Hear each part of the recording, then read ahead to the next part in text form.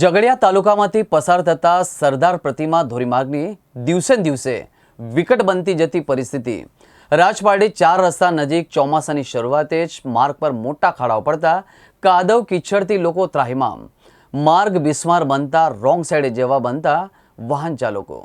હાલ ચોમાસું શરૂ થઈ ગયું છે ત્યારે ચોમાસાની શરૂઆતમાં જ તાલુકાના મહત્વના વ્યાપારી મથક ગણાતા રાજપારડી નગરના 4 રસ્તા નજીક એક તરફનો માર્ગ બિસ્મારતાની હાલત વટાવી ચૂક્યો છે અને ના છૂટકે વાહન ચાલકો રોંગ સાઈડ જવા મજબૂર પણ બન્યા છે।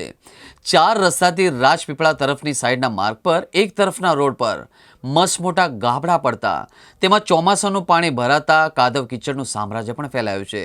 વાહનો તો ઠીક પરંતુ લોકોને પગપાળા ચાલવામાં પણ તકલીફ પડી રહી છે અને એટલી હદે માર્ગ વિકટ બનતા લોકો મુશ્કેલીમાં પણ મુકાયા છે।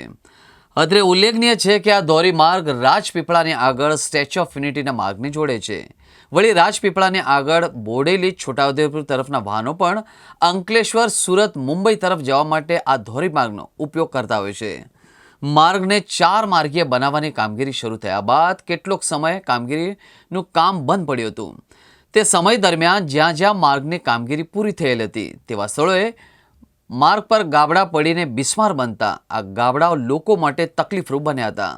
ત્યારે તંત્ર દ્વારા કેટલીય વાર ગાબડા પૂરવાની કામગીરી થઈ હતી પરંતુ ત્યારબાદ થોડા સમયમાં માર્ગ પાછો અસલ સ્થિતિમાં આવી જતા વાહન ચાલકોની યાતના યથાવત રહેતી જોવા મળી હતી।